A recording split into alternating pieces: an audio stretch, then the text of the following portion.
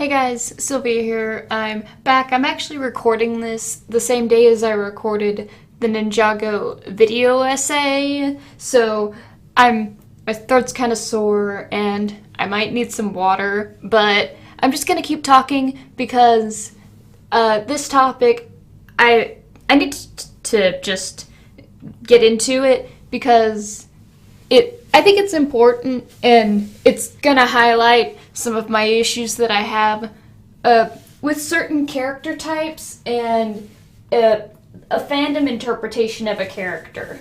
Because I know everyone has their different opinions, but sometimes I wonder if people in a fandom are watching the same show that I am. And I'm talking about Catra. The new She-Ra cartoon on Netflix, She-Ra and the Princesses of Power, which is like Voltron, is a reboot of an 80s cartoon.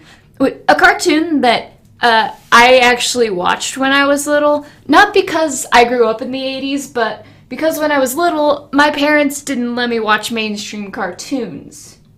So I grew up watching 80s cartoons, like the original Transformers, G.I. Joe, just all those 80s cartoons. So I know about She-Ra, I know about He-Man, and I know about all those weird, obscure 80s cartoons.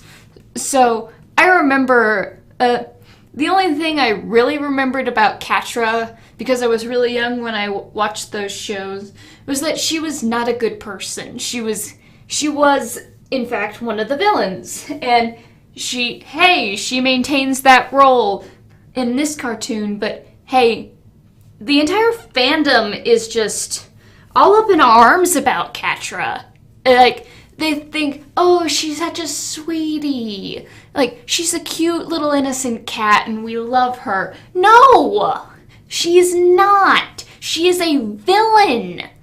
Like, for real. Like, Adora gives her the chance to redeem herself, come with her, and she does this multiple times. Adora just gives Catra the chance to redeem herself and turn her behavior around, but Catra doesn't. She's petty and vindictive and just manipulative and awful. She's not a good person. She's not the angel sweetheart that the fandom is interpreting her as. She's not a good person at all. Back to the whole, she's manipulative. Like, if you really watch it, she manipulates Entrapta and Scorpia, and she's perfectly okay with how she's behaving. Like, Catra knew what the Horde was doing, and she was okay with it. Like, she knew that Adora would not be okay with what the Horde was doing.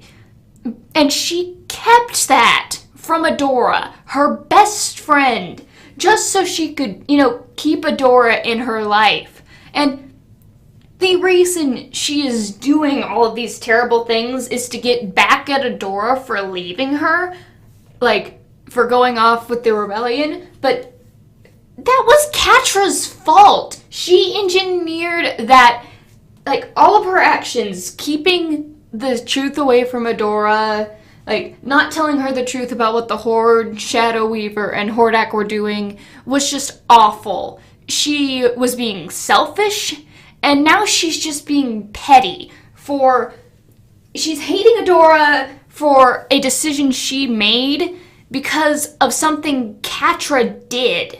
Catra is not a good person. I understand that there may be a chance for her to get a redemption arc, but here's the thing. Will Catra do that? I have a feeling she's just going to be one of those characters that just rejects the good guys every time. Like, she's been given the chance to be a good guy and turn everything around, but she hasn't. She continues to hold on to this grudge and hatred, even though it was her fault fault that any of this happened in the first place. If she had just been honest, her and Adora could have gone away from the Horde and joined the rebellion, but no. Catra thinks that this is Adora's fault.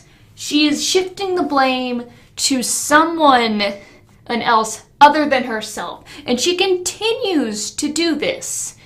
She refuses to see things the way they are, and she's not a good character. She's not a good person, and it bugs me that people think that she is. It's just frustrating. I take several classes when it comes, about character interpretation and looking at books, movies, and other things like that. Looking at writing in general and different characters. I'm taking classes to nitpick things like this. And this is what I found. This is how I interpret Catra as a character. She's just not a good person. And the writers seem to be going in this direction. At the end, spoilers, she's now second in command of the Horde, and she's continuing to do all of these terrible, awful things, and she's doing them mainly to get back at Adora for running off the rebellion. But seriously, that was, again, Catra knew what was going on. And you know what else? She knew Adora would not approve of anything and that she would eventually go off and, leave. And she kept all of this from Adora specifically to keep her there with her at the Horde. It's awful. Catra is a manipulative, selfish, and vindictive person, and she's not a hero. She's a villain, at least for the time being. And it just bothers me that people think she isn't a villain, because she definitely is. Thanks for watching. I kind of got off on a tangent there. But yeah, these are just my opinions, and I really hope that everything's... I can't talk. I lost my train of thought there for a second. Sorry. And, well, I just... these are just my thoughts and interpretations on Catra's character. She's... I'm just gonna drop it off here. Thanks for watching. I'm sorry, this is a bit of a joke. I'm a joke.